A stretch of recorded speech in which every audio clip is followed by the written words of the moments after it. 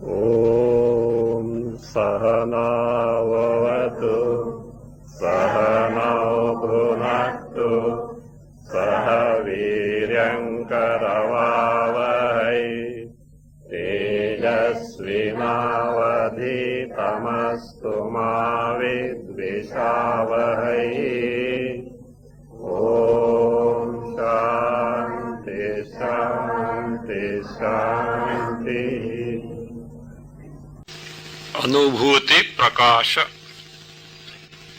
or it is also called as Chaturveda Vidya Prakasha.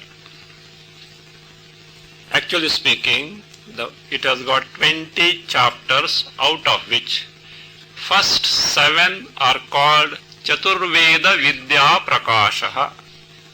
Rest of the chapters are called as Anubhuti Prakasha. But somehow this word or the title Anubhuti Prakasha has got stuck up to this Grantha, Prakarana Grantha, which consists of 20 chapters. Anubhuti Prakasha or Chaturveda Vidya Prakasha consists of summary of Upanishads. The major 10 Upanishads except the Ishavasya and other one is this Mandukya. These two are not covered in this Anubhuti Prakasha or Chaturveda Vidya Prakasha. Why? Because by covering Brihadaranyaka, the author Vidyaranya Muni considers that he has already included Ishavasya Upanishad, because Brihadaranyaka Upanishad is Brahmana Upanishad on the Mantra Upanishad Ishavasya. And by including Nrsimha Uttara Tapani Upanishad, which deals with Omkara, which is the content of Mandukya Upanishad, so he has excluded the Mandukya Upanishad from this Anubhuti Prakasha this way. And also he has included like Kaushitaki Upanishad, etc. So totally there are 20 chapters. On Brihadaranyaka and Chandogya there are more than one chapters, depending on different Brahmanas, different topics. Actually, this Chaturveda Vidya Prakasha, this name we can get within the text itself. If we take the 8th chapter, verse 1st and 2nd, we get the idea, or that we get the fact that this text up to 7th chapter was called as Chaturveda Vidya Prakasha, and thereafter from 8th chapter onwards it is called as this Anubhuti Prakasha. If we take the first stanza of chapter 8, it is like this. Aitare taitire chandoge tharvane chayat tattvam chaturveda vidya prakashe tatsamiritam. In your book Madras edition, in the place of Chaturveda Vidya Prakashe, there is a reading Yajurveda Vidya Prakashe. The alternate reading is Chaturveda Vidya Prakashe, which can be substantiated, which can be, that is, this verified from the very second stanza here. So the second stanza is Anubhuti Prakashetha Kaushitakyadi Namasu Chaturvedanga Shakhasu Yat Tattvam Tad Udiryate. First let us say what is this first stanza means. Aitare, in Aitare Upanishad, Taitiri Upanishad, Chandogya Upanishad, Chandogya, Atharvane Chayat. In Atharvana Upanishad here is the Prashna Upanishad, which is dealt here. Tattvam, whatever the ultimate truth that is revealed, Tattvam, that one. Chaturveda Vidya Prakashe Tatsamiritam. In this text, the 7th chapter which I have elaborated so far, called as Chaturveda Vidya Prakasha, I have already included. Then second stanza he says, that's why that Chaturveda Vidya Prakasha is prominent, because the title was Chaturveda Vidya Prakasha for up to 7th chapter. Then he says, Atha, that is Anubhuti Prakashe Atha. Thereafter, having completed the 7 stanzas, in the Anubhuti Prakasha, what are those? Beginning from Kaushitakyadi Namasu. Kaushitaki, etc. Upanishads. In these Upanishads, what is being done? What are the content of those? Chaturvedanga Shakhasu. So which are the part of Chaturveda? So the Anga Shakhas mean different recensions, Shakhas that are there in the 4 types of Vedas. Chaturvedanga Shakhasu Yat Tattvam. So whatever Tattva, the ultimate truth that is there, Tad Udiryate, that is being unfolded. So that means in all the 4 Vedas, having taken into account the prominent Upanishad, the essence of those Upanishads in terms of unfolding the ultimate truth, Atma Tattva, Brahma Tattva, one's own Swarupa, is put in nutshell, Saransha, essence in the chapters. By the by, let us say, what is meant by Anubhuti Prakasha or Chaturveda Vidya Prakasha? Prakasha, you know what is Prakasha? Light. One way we can take, this is the light or the illumination of Anubhuti. Anubhuti, Anubhav, we'll say about that because one word comes in the very stanza itself. Afterwards we'll elaborate on that. Anubhuti or the discovery, the findings of the author, which is revealed or unfolded in the Upanishad. So, Prakasha, that illumination we can take. Otherwise, this Prakasha word, when it comes at the end of a compound, it can mean an explanation, elucidation, like Tarka Prakasha, Kavya Prakasha, Bhava Prakasha, means explanation, elucidation of here Anubhuti or Chaturveda Vidya. So that means explanation, elucidation of the Anubhuti, Anubhava or Chaturveda Vidya. That way we can take the word Anubhuti Prakasha and Chaturveda Vidya Prakasha. So this way, that means here the findings of this author Vidyaranya Muni has been unfolded, who has studied these bhashyas and tikas and also one's own discoveries. With the help of that, he gives in nutshell what is told in this Upanishad one by one. Teaching always has to be both ways, elaborately and then Sankshepana and Vistarena. Vistarena elaborately, briefly Sankshepana. That is the right teaching, because if you simply stick to brief teaching, you may not get the clarity. If you go on elaborating, what will happen? You will get lost in the details and the crux of what the thing is. One is apt to miss. That's why the effective teaching contains both elaboration and contraction. So here is this Anubhuti Prakasha, which that summarizes the essence of each and every Upanishad or whatever that he has dealt with. What we are taking is Kathopanishad Vivaranam from this Anubhuti Prakasha, because it is the 11th chapter. Certainly it fits in the Anubhuti Prakasha and not the Chaturveda Vidya Prakasha. So therefore this is the Kathopanishad Vivaranam. So one thing unique about these Prakarana Granthas by Vidyaranya Muni or Bharati Tirtha, also as in the case of Panchadashi, is that they have the knack of analyzing and investigating and making the points very clear. Personally, I have to admit, I have studied many times this Kathopanishad with Bhasha. Beside that, I have taught many times Kathopanishad with Bhasha and without Bhasha. And I knew that there is such a text called Anubhuti Prakasha. But when I studied, I have to admit certain points which have not been clarified by Bhashakara, Vidyaranya Muni does it. And with the in-depth touch he has done that. That is the speciality of Panchadashikara or this Vidyaranya Muni. So therefore, those who have already studied Kathopanishad with Bhashya, they will get an essence of it. Those are quite new, they will be able to find out something concrete as far as their own true nature is concerned. Not only their true nature, the means of discovering, means of directly cognizing can be gained. So as far as the story aspect is concerned, we'll go quickly as such. Of course, author doesn't touch about that because he is giving a summary of that. As for the tikas, etc., or commentaries on Anubhuti Prakasha. Do you need any commentary on Anubhuti Prakasha? If you need, where you have to go? Go to the original in Bhashya, is it not? Why do you need further elaboration on Anubhuti Prakasha as such? Because it is the essence of Upanishad. So therefore, automatically, the original book with the Bhashya is the elaboration of what is there in the Anubhuti Prakasha. So therefore, we don't find any commentaries as such on Anubhuti Prakasha except one Sanskrit Tika.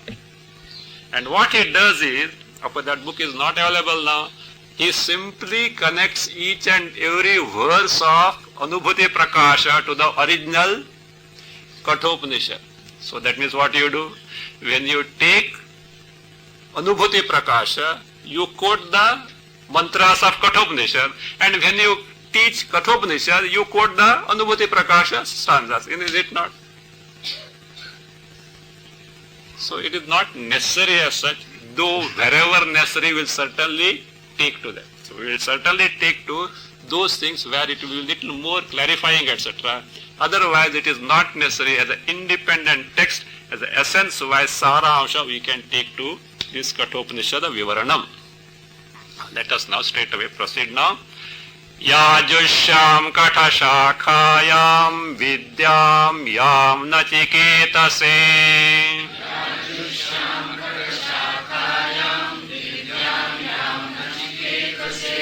Yamah Provachatam Sarvam Sangrahena Bravimyaham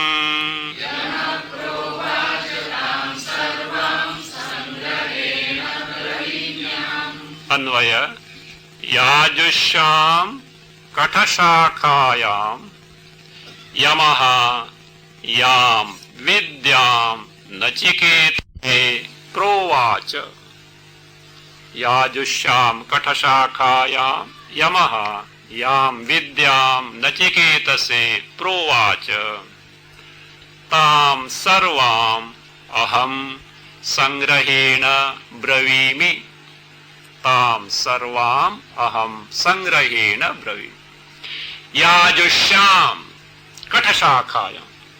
In Yajurveda, in Krishna Yajurveda, and specifically in the Katha Shakha, in the Katha recension of Krishna Yajurveda, in that Katha Shakha. So Katha also is taken as the name of a Muni who has done a Kathina Tapas. So he has taken to severe ascetic practices, because of which the name Katha got stuck up to him, and they said it is the revelation that he has got. So Katha Shakayam Yajusha Yamaha, Lord Yama, who is the Adhisthana Devata of death, the presiding deity of death, Yamaraja, Yamaha, Yam Vidya, whatever knowledge he has imparted, so Provacha, totally imparted, until he could get the clear grasp and discovery of what is taught there. Who could get it? Nachiketase, Nachiketa, the son of Vajasravasaha. So, son of Vajasravasaha, Nachiketa. So, whatever the teaching that was imparted by Lord Yama, the presiding deity of death, to Nachiketa. So, Nachiketa says, Tam, that Vidyam. So, author says, Aham, me. Who is that me? Vidyaranya Muni. Sangrahena Bravimi. I am teaching here, I am giving you in brief, in nutshell. So I am not going to elaborate all, but in brief I am teaching the same thing that was imparted by Yamaraja to Nachiketa. The context is, as most of you know, Nachiketa's father, so Vajasravasaha, also called as Gautamaha, so he was performing a yaga called Vishwajit Yaga. Vishwajit Yaga is a sacrifice wherein all the belonging, all the wealth of the Yajamana has to be given in charity. At the Vedi, at the sacrificial altar, all that is belonging to the Yajamana has to be given in charity. that doesn't mean a poor person can perform Vishwajit Yaga. Not even a broken mud pot is there in the house and this fellow does what? Vishwajit Yaga, it is just not possible. So a person who should have lot of wealth and he has to give all in charity, which gives certain type of a higher level of heaven. So this is the Vishwajit Yaga. Father of Nachiketa was performing it. And at that time, Nachiketa's age, he was only a Kumaraha. Just 5-6 years old, not a grown-up person, just a 5-6 year old person, but totally a mature head over the young shoulders. Because of some Purva Samskaras, past samskaras of the past life, he had that maturity. He knew Shastras very well as far as the Dharma is concerned. So though Vedanta he may not know, that is what he is going to receive now. So he had that maturity and he was observing what is happening in this Yajnashala. Father had performed this Vishwajit Yaga and at the end of it, he was distributing the cows as dakshinas to the Ritviks. As the rule, everything that belonged to him has to be given as dakshina. The son saw that the father was distributing emaciated cows. Dugdha dohaha jagdhatrinaha. That is what Katho says. Means the cows that have completed the last lactation, no more capable of yielding any milk. Jagdhatrinaha are no more capable of even eating the grass any further. Pitodakaha, incapable of drinking the water any further, means you know what that. On the way to Yamaloka. Okay. So such cows, he was emaciated cows, good for nothing. Even suppose a cow, it may not yield calves, etc., but at least it gives cow dung, it is useful, is it not? As a manure, or in Indian villages, like cow dung chapatis, for the fuel you can use that. It is possible. Even that is not possible because they are on the verge of death. So, and that being the case, such cows he was distributing. The son was observing. Why he was doing, there is difference of opinion. Or it is not difference of opinion, different interpretations are given. As far as the Upanishad is concerned, or other Taittiriya Aranyaka, etc., where this story does appear, there is no reason given why Vajasravasa was giving these useless cows. Some interpret like this. He had that affection for his son, the attachment for his son. And if he gives all the cows, no property will be left behind for whom? The son. Maybe he was old as such and son was very young. Just to leave some property for the son, what he did was, all the good cows were left behind and useless were imparted. That is what generally being interpreted, but there is no clear-cut proof to this effect anywhere in the Aranyaka or Shastras. We don't find. It can be some, that means imagination or fancy of some interpreters, it is possible, or it may be true also. Other way may be like this. He was a poor Brahmana. He had some, that means cattle, and he had given all the good ones now, but it was not sufficient because he has to distribute to many Ritviks and nothing was left out, and that being the case, whatever useless were there, that also he started, that means giving to those. We don't know what exactly, both versions can be taken, we have no means to verify, but it has nothing to do with the actual teaching in question. But Nachiketa, the one who knows the nuances of these sacrifices, so though young he knew about it, so he found a danger for his father. In such a yaga, when useless things are being given as dakshina, the father is bound to get adverse effect. It is not like that. Nowadays charity means whatever that is not useful to you, what do? De do kisko. So that is not called charity. Such things should not be given.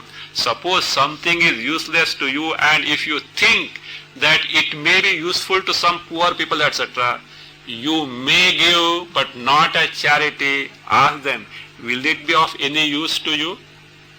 And if it is, you can take it, not as charity as such. So it should not be done. So when anything is given in charity, it should be worthy of it. Otherwise, please don't give it. Okay. So now here, so this being the case, he found that there is a fundamental flaw in this sacrifice. And the father is bound to get a bad lot on account of this major mistake on his part. And as a dutiful son, he wanted to rectify to the extent possible for him. Why? As a son, he is a belonging of the father. If he gives him, that means him to in charity to someone, suppose some Brahmana, etc., he can be of use to that Brahman as a, that means as a boy who can serve him. So like that, to that extent he can, that means amend his mistake. So that he went to the father who was at the sacrificial altar. He said, Daddy, whom are you going to give me? Father, taking into account the age of the boy, he must be playing in a mischievous mood, he must be saying so, he neglected. He didn't answer him. But the son had not told that way, he meant business, and he said, again he asked, Daddy, whom are you going to give me? Second time also the father neglected. Again, third time he insisted. The father got angry. This is not the trait of a child or a boy like of this age. Certain he got angry. He said, like, no, go to hell, we say, no, damn, we say, no, like that, he said, unto Yama I give you, he said. He didn't mean it actually. Unto Yama I give you. But the boy was serious, because this statement was uttered at the Vedi, at the sacrificial altar. It is not a place to say anything and get away with that. So he took it seriously, and he said, okay, goodbye. Then the father realized his mistake. Oh, what mistake I have done. I have forsaken my son, and he must have told, what you do? I did not mean it. So I did not mean it, he might have told. So the boy reminded, look, you have spoken where? At the sacrificial altar. You can't go against your words. He makes him say, look, in such context, just remind yourself how great people in the past have behaved, how they have kept the words, how the people now around us, great masters who abide strictly in accordance with Shastras, who live a life of dharma, how they conduct themselves. So a plighted word has to be kept. You don't promise, but having given a word, given a promise, you have to honor it. That is what dharma. In the Puranas, etc., we get many instances. Who Hanuman fought with none other than Lord Rama to keep the word. Arjuna fought with none other than Lord Krishna to keep his word. So that is what the value of a plighted word is. So please keep your word and send me to Yama. And he lands where? In Yamaloka. Don't ask how he went. Okay. So I also don't know. Many versions are there in Taitira Aranyaka, etc. This is not the place to go in that. He presents himself in the court of Yama. But at that time, there are different versions are there. Let us not bother. It is not of that importance to us as such. So there, when he went there, Yamaraja was on tour, on official duty. He has to see, he has to visit all places. He was not there. 3 nights this boy remained there. So look, he had gone there just not like that. Father has given him as the dakshina at the sacrificial altar. So first and foremost duty on his part is to report to Yamaraja. So, and whatever he asks him to do, obey that way. But Yamaraja himself is not there. 3 nights he was away. When he was 3 nights he was away, of course, ministers or the ladies in the house offered him all the hospitality, food, etc., but he refused to take. Why? He has not come as an atithi there. So he has come because his father has offered him to Yamaraja, and therefore he is a servant now, and he has to report to whom? The master. Without the permission of the master, he can't accept the hospitality. 3 nights he remains without food. After that, Yamaraja comes. And when Yamaraja comes, either the ladies in the house or the minister or someone that means a serious situation has come, a atithi, a guest in the house remains there without being attended, not because of mistake on their part, but he has refused to accept the hospitality. Please take care of him. So Yamaraja, actually speaking, Yamaraja was not at fault. Why? He was not at home. On the contrary, those who are at home certainly extended the hospitality, but this boy didn't accept for his own reason. Because he had some reason, because the father has offered to him and he has to report to whom? Yamaraja. Yet, as a person who lives dharma and sees that dharma acharana takes place, he accepted the mistake on his part and he wants to amend them. He says, please excuse me. So who? Yamaraja tells this boy, you as an atithi has come to my house and you are unattended for 3 nights, 3 days, 3 nights as such, is a grave mistake or a lapse on my part. For to atone this, he says, please ask for 3 boons. Okay. Just to atone. Really speaking, had he told, please excuse me, it could have been enough. But no, the Yamaraja knows it is not sufficient. I have to compensate for this lapse on my part. Though inadvertently, it has to be compensated. So he asks for 3 boons. Now you can well know the intelligence of this boy. He is not an ordinary boy. First boon he encashes for his father. He knows father did utter this in anger. He never meant it. And he must be feeling sorrow about it, and all these nights he must be spending restless night without sleep because he has lost his who? Dear son. So, as a dutiful son, first the boon he encouraged for the father, he says, Shanta Sankalpa Manaha. Let my father be Shanta Sankalpa Manaha, means let him be peaceful and composed as far as the mind is concerned. Let him not have agitation in his mind for loss of mind. That is what he did for his father, because our culture is such that even if one doesn't accept God or Ishvara, one has to recognize the parents. And if parents are not recognized and not served, and the God also will not be happy, one may do whatsoever one would like to do. So that being the case, as a dutiful son, he encashed the first boon for who? For the sake of father. But he was clever enough to ensure his return ticket also. Where has he come? He has come to Yamaraja. I have come here, don't keep me here forever. Please send me back also. And when he said, let my father have peace of mind, and when allowed by you, when I return, let him recognize me and let him speak to me and let him bless me. What does it mean? You will certainly send me back. Is it not? Without that he can't. Like Savitri, no? Savitri asked for only 1 boon. In 1 boon she struck 3 deals. You know? Satyavan Savitri. You don't know this story. Satyavan Savitri asked for only 1 boon, and interestingly the person whom he asked was who? Yamaraja, I think Yamaraja is a little bhola buddhu, I think. So he doesn't know. There also say, in one boon she asked all three things. That means husband has to become alive and no progeny.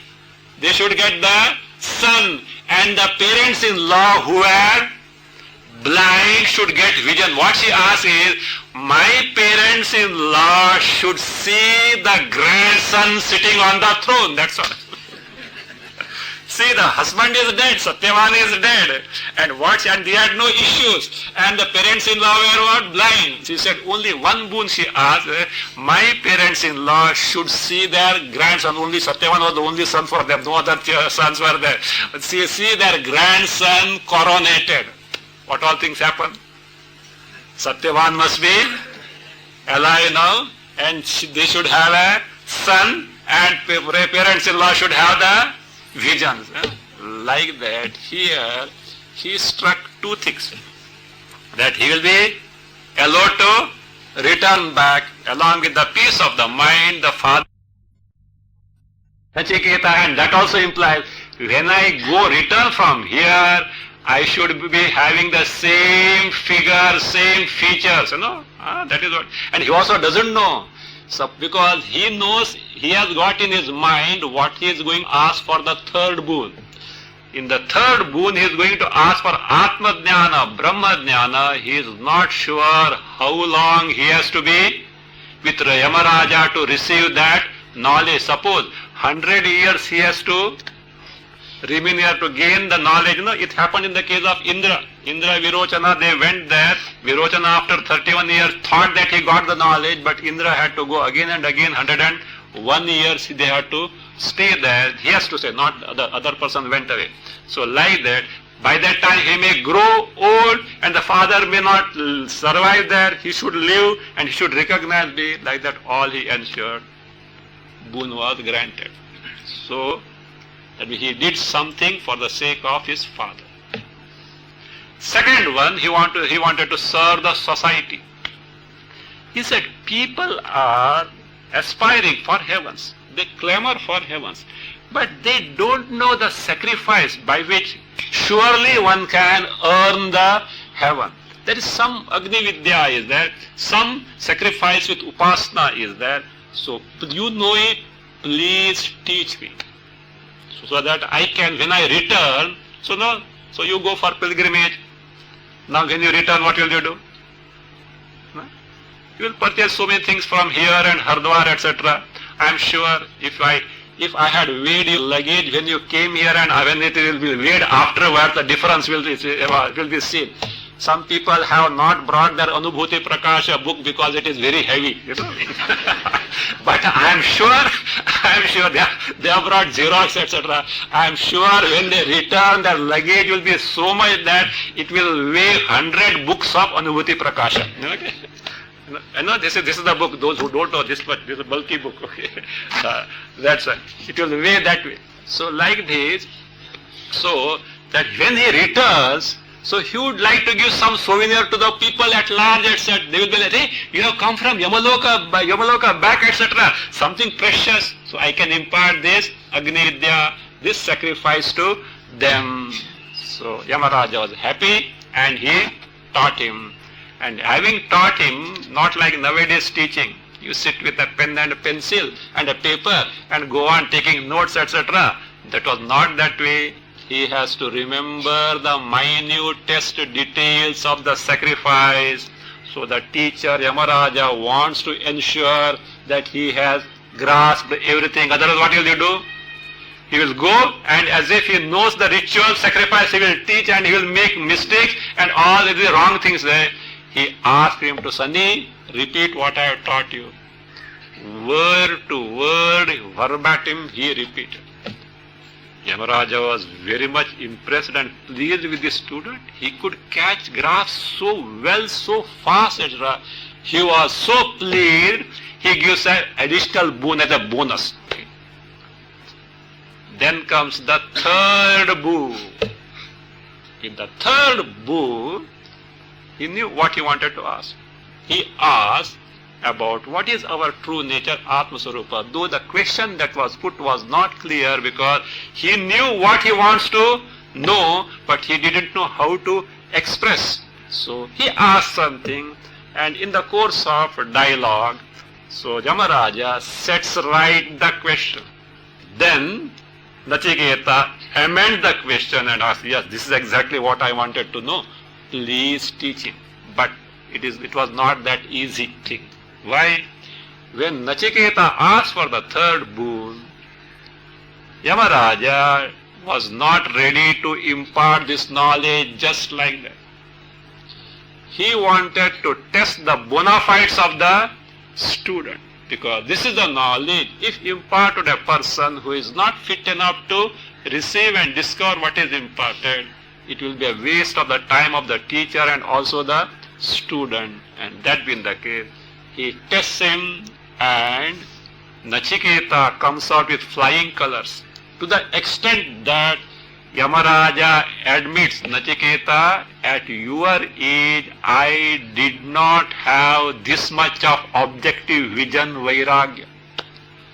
I had the fascination for Swarga and this pose, and I did this Agni Vidya which I taught you, and I got the post and I got stuck up with which post? Clearing agent. Nobody wants me. So I got stuck up with this clearing agency post, and though I have got Atma Jnana, until the Prarabdha is over, I have to discharge this particular job. But as far as you are concerned, even at this young age, you have got such total maturity. Now this word of appreciation itself shows means how much maturity who had Nachiketa had. So this is the story. Now as far as this Anubhuti Prakasha is concerned, he is not going to tell us all these things. So what he does is straight away, with the dots and dashes, he straight away goes to the question of Nachiketa. Second stanza. Nachiketa kumara san swapitra preshito yamam.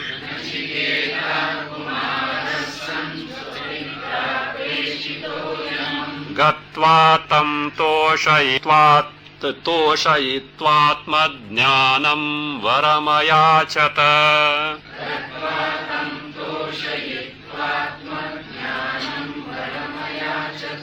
Anvaya. Nachiketaha kumaraha san swapitra yamam preshitaha tam gatva toshayitva cha atmadjnanam varam ayachata. What he has seen so far, he has put in one stanza now. Nachiketaha kumaraha san. Nachiketa, who was a kumaraha, that means young boy, about 5-6 years old. That kumara means 5-6 year old child is called kumaraha. So kumaraha, son, being a child of 5-6 year old, swapitra yamam preshitaha. By his own father, he was sent to who? Yama. In this particular context of Vishwavit Yaga, by mistake or that by being angry. So he uttered something, and it meant that he has to go to Yamaraja and report to him. Preshitaha. And what did he do? Dutifully he went to him. Tam gatva. Tam yamam gatva. Having gone to Yamaraja, not only that, by his conduct, toshayitva cha. Having pleased Yamaraja by his conduct. That means, having gone there, he didn't expect the hospitality. Why? His duty is to report to whom? Yamaraja. So therefore, not as a relative, etc., he has gone there. So he has to report first to Yamaraja. Without that, he didn't accept the hospitality. That was actually, Yamaraja was pleased, and afterwards, by his repeating that Agni Vidya, so he was much more pleased. Toshayitva cha. What did he do? Atmadjnanam varam ayachata. First two bones are taken for granted. Only the third, which is relevant to us in this particular chapter, that is referred to. So Atmadjnanam varam means seeking the Atmadjnana as the fulfillment or the encashment of the third boon ayachata, he requested, he sought after, he asked for that. Now what is the question? What he wants to know from Yamaraja, let us see. Prete manushye sandeho bhuyan mata vibhedataha.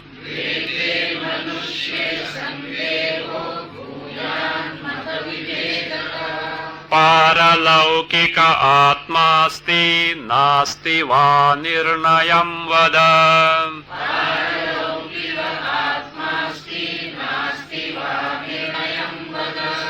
Manushye prete mata vibhetataha sandehaha bhuyat.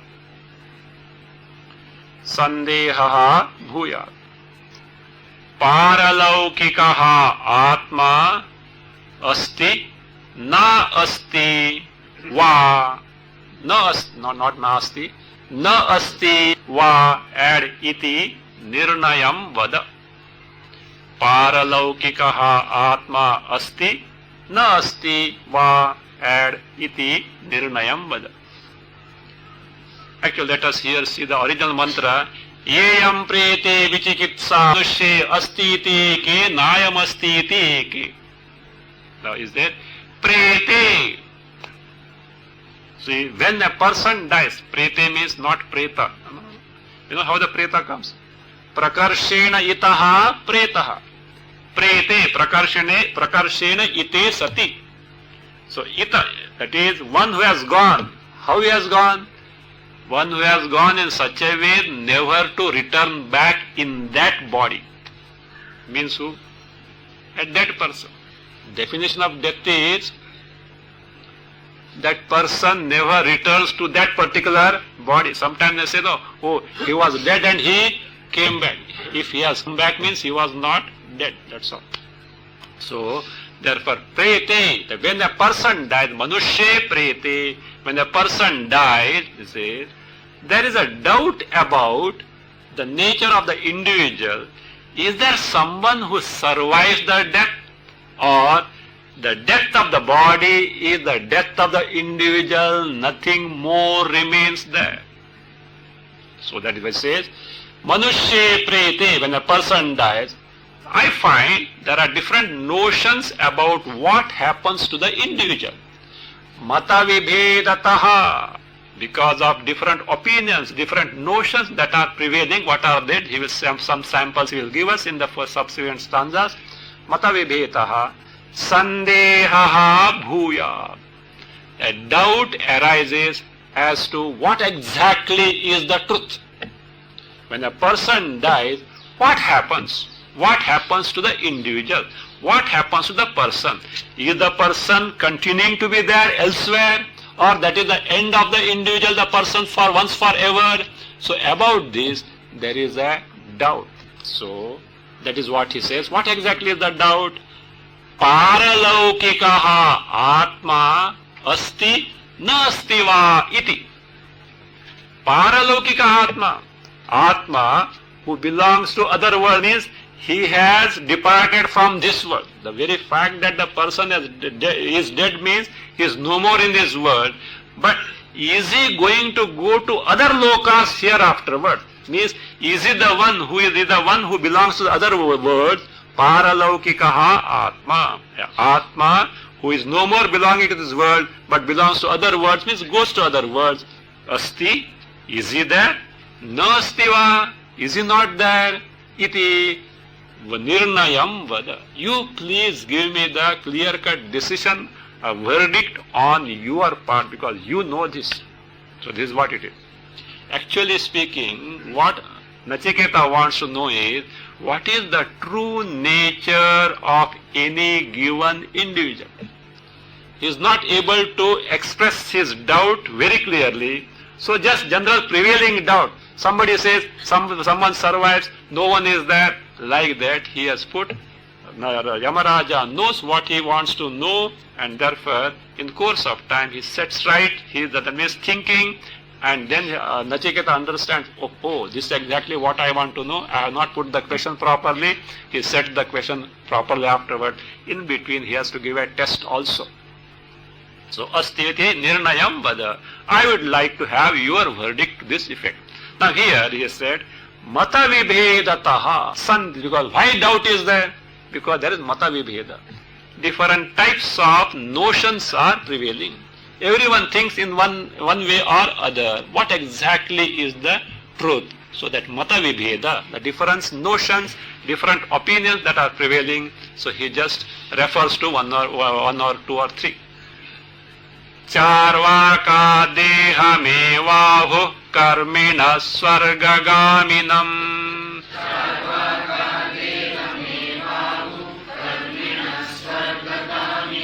Mumukshavo muchamana mityukto gururahatam.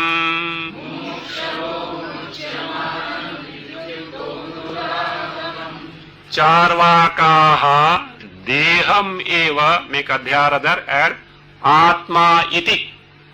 Charvakaha deham eva atma iti ahuhu. Karminaha swargagaminam, again add atma iti ahuhu. Mumukshavaha mucchamanam, further adhyara atma iti ahuhu. Iti uktaha guruhu tam aha. Iti uktaha guruhu tam aha. So this is mata vibheda. That means the main different types of notions is accounting here. Who Nachiketa is accounting? Charvakaha. You know who are Charvaka? Who are Charvaka? Because of charu vak. Those who have got charu vak. Vak is speech, means whatever they speak. Charu, beautiful, pleasing as. What is it? In modern context, the philosophy or what is that? खाओ पियो मजा करो बस. खाने का पीने का नहीं है तो जीने का ही क्यों? So this is what is the modern concept as such. So charu means sense enjoyment, sense pleasure alone makes the life. There is nothing after once the body is dead. Yavat jivam, what is it? Sukham jivit. ऋणम कृत्वा घृतम पिबेत. भस्मी भूतस्य देहस्य पुनरागमनम कुतः. यावत् जीवम सुखम जीवे. So long as you live, make merry, live happily. But to live happily, I don't have money, etc. What to do? Never mind. Buy, borrow, beg or steal. ऋणम कृत्वा घृतम पिबेत. Even if you have to incur debt, never mind. Debt is something now which one should not incur. If suppose one should ensure that one repays it. So never mind. Rinam kritva ghritam pibet. Even if you have to incur debt, never mind, you do it. Ghritam pibet. Drink ghee, which shows olden days higher standard of living. Okay, nowadays it will not apply. So because they say, more ghee one consumes, it shows his status. That means he is a rich person. Rich persons only can afford to take more and more ghee. Ayurveda also say, Ayurvai ghrutam. A person who consumes more ghee can live longer, but nowadays it has to be amended. Nowadays they have to say ghrutam vai mrutam. So if one takes more ghee, cholesterol problem will come, and then what will happen? All heart bypass and this one has to undergo. So that means because actually even today also, don't think that cholesterol is a minimum. Major cholesterol is necessary. Ghee and oil is also necessary. But if it exceeds the normal proportion, then it is dangerous. Not that it is totally useless. Ghee gives memory power. Especially in the olden days, a student who is learning Panini Sutras, about 4,000 and odd, he has to learn them. They were being given ghee specially to consume, so that their memory power can get increased. So that's how it is. Even if one wants to have a good voice, good voice, they have to take ghee, especially singers. Singers who have got, that means they don't have the tone as such, means they have got a raga, etc., but the voice is so low, even if you keep a microphone with a full volume of the speaker, what emerges is only what? That means very feeble sound. Such people are advised to take ghee so that that means throat has got a good volume as such. Anyway, so, but anything out of proportion is dangerous. So that being the case, so that rinam krutva ghritam pibe. Why? But how am I to repay the debt? Bhasmi bhutasya dehasya punaragamanam kutah. Once the body gets reduced to ashes after the funeral, who has come back from the burial ground? So therefore what? You do whatever you want, but enjoy the life so long as you live. Don't think of tomorrow. Papa Punya, don't bother at all. So you need bother because there is no life hereafter. That is what they mean. So that means with the end of the body, the individual is totally terminated. There is no one who survives or continues further. This is what some people who are called Charvakas, they have got different theories among themselves, but they say. Now other people, who are these? Karminaha swargagaminam atma iti ahu. Karminaha, the karma kind is, so who give priority to only karmas told in the Shruti and Smriti. The Vedika karma and Smarta karma, that alone is the highest goal of life. Means going to heaven is the goal of life. There is nothing other than that. So therefore you do many more and more karmas, or amass lot of punya, as a result of which you will go to heaven and you will be able to stay there for a longer and longer period. That is the goal of life. Then how? But after death, who is going to go there? No. After death, there is a Jivatma who continues. Yatha karma, yatha shrutam. In accordance with in the Kathopanishad itself it is told, in accordance with the karma phalas and in accordance with the upasana phalas, one gets the embodiments hereafter in the heavens. So therefore, see to it that you perform the rituals and sacrifices properly to earn the heavens hereafter. So therefore say, karminaha, those who, and that means those who advocate that karma alone is the means that one has to take to gain the heavens, etc. So swargagaminam, the one after the death, the Jivatma, who travels to heaven, tutatam, that is gaminam, atma iti ahu. He is called as Atma by who? He is a samsari, jivaha, subject to sukha dukkha, etc. But by punya that he earns, so he is eligible to go to heaven. Just as if you have got lot of money, you can go to, in summer, where him go? Hill stations. So like Lonavala, Khandala, Kudu, Manali, or Rishikesh, or Himalayas, Char Dham, like this, Amarnath, you can go. So like that. So Paramarthi ho jayega aur Swarth bhi, so enjoyment also. So okay. So that way, so Swargagaminam ahu. But there are other varieties who are Vedantis. So who take into account the Jnana-kanda portion of Vedas, not simply the Karma-kanda portion. They know the role of Karma-kanda, they don't totally dismiss.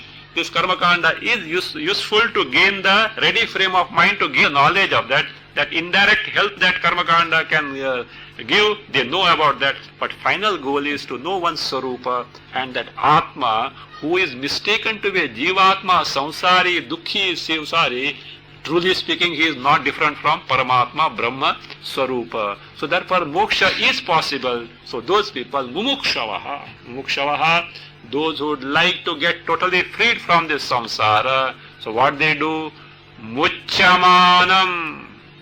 The one who is, that means, capable of getting totally freed from samsara, that mucchamanam atma iti ahu. Though by mistake appears to be samsari dukhi jiva, In reality, he is not so, he is free from samsara. He can discover and own up his true nature, in the knowledge of which he gets totally freed from the so-called erroneous samsara which subjects the person to the cycle of janma marana, punarapi jananam, punarapi maranam, punarapi janani, jatare shayanam. He can totally get rid for once forever. See, punyas, however great it may be, they will take to him higher and higher realms of heavens. Kshine punne martyalokam vishanti. They have to return to this earth to means to other embodiment, not necessarily human embodiment. It can be lower embodiments also, depending on the karmas that one has earned, etc. This repeated cycle of birth and death one can never escape, but only because of punya. And when you take to punya, what happens? Papa also is bound to be there. Papa also is bound to be there. You have to account for that also. So he gets subjected to sorrow. So now he says, no. The true nature is such that one can be totally free from this, and it is so one has to discover mucchamanam, one who can be free from samsara, tam atma iti ahuhu iti uktaha. So this mata vibheda is there. I am not able to understand and decide what exactly the truth, and you being who you are, O Bhagavan, please teach me. Iti uktaha means when so asked or requested, guruhu, that guru, who is that guru now? Yamaraja. Tam shishyam, that shishya, who is that? Nachiketasam. To the shishya Nachiketasa. Aha. Aha means he replied. Actually he has not replied. He wants to dissuade him.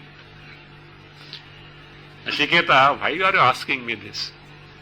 You can ask for other things. Good things are there for you. You are young boy only. So you have not seen life at all. Whatever you want, you can ask. I will give you a blank check. You can fill up the figure. And blank check not only in terms of money, whatever you want. Whether that means you want to long stay in the heaven, so long as I am the Yamaraja, you want to be here, I can grant that. You want the damsels of the heaven, I can give. Chariots, etc. of the heaven, I can give. You want empire, you want to become emperor for all lifelong, and that is until I am there, I can make you the emperor, etc. Anything you want, you please ask. It is not just a bluff.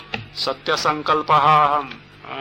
Whatever you ask for, I have got the capacity to grant the boom. Like a blank check was given. He says, thank you. I don't want any of these. Please, that means teach me what I have sought from you. That what he says. Durvidneya manotvat tad devaischa vichikitsitam.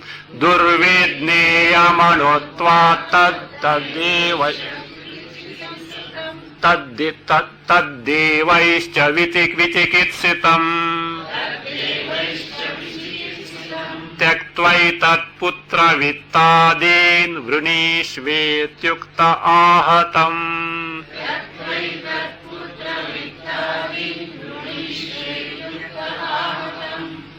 अन्वय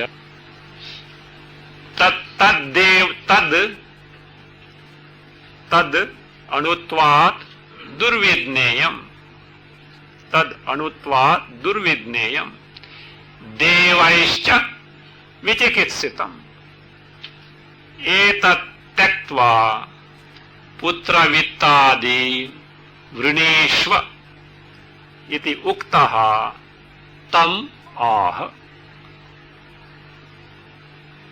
एतत् त्यक्त्वा पुत्रवित्तादीन् वृणीष्व इति उक्तः तम् आह tad, whatever Nachiketa, whatever you have asked. What is that tad? Tad means the topic of Atma, the Vishaya of Atma. That means about Atma you have asked, one who survives the body, etc. What is his nature? That topic. Anutvat. Anutvat means atindriyatvat, indriyagocharatvat. Being subtle. Anu means being subtle. Subtle means which is not an object of sense organs. Indriya gochara. See, whatever that you can see, hear, taste, touch, smell, easy for perception. That which has got the characteristic features of Shabda, Sparsha, Rupa, Rasa, Gandha, the 5 types of sense object, you can certainly perceive.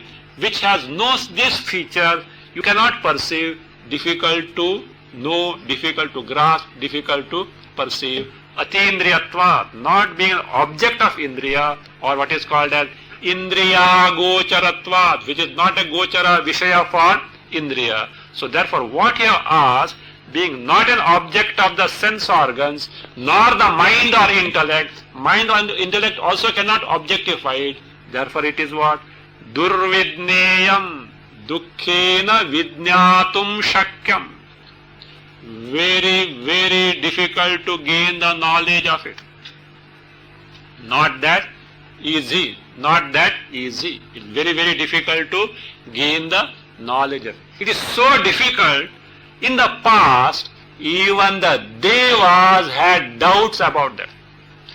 Devaischa vichikitsitam. Devaihi api samshayitam. So that is what? They had the doubt about that, and because they had the doubt about the nature of this, they had to investigate a lot. No doubt, finally they could discover what is the Swarupa, but they had to sweat and toil. Who? Devas in the heavens. If it is so difficult for the Devas in the heavens, where do you stand now? What is your age? 5 years. This is the age for you to take gotis and play marbles, Not to Atma Jnana, Brahma Jnana, you are asking for this. So you have not seen life at all, and you are asking for that. Devas themselves had difficulty in sorting out and discovering what the truth is, etc. So better what? Don't ask for this, but I will certainly give you the third boon in terms of something else. What is that? We will see. Om Swasti Prajabhya Paripadayantam Nyayena Margena Mahim Maheshaha Go Brahmanebhino Bhavantu Kale Varshatu Parjanya Prithivi Sasyashalini Deshoyam Shobharahita Brahmana Santu Nirbhayaha Om Sarve Bhavantu Sukhina Sarve Santu Niramayaha Sarve Bhadrani Pashyantu Ma Kaschid Dukkha Bhag Bhave Asato Ma Sadgamaya Tamaso Ma Jyotirgamaya Mrityorma Amritam Gamaya Om Purnamada Purnamidam Purna Purnamudachyate Purnasya Purnamadaya Purnameva Vashishyate Om Shanti Shanti Shanti Hari Om Sri Gurubhyo Namaha Hari Om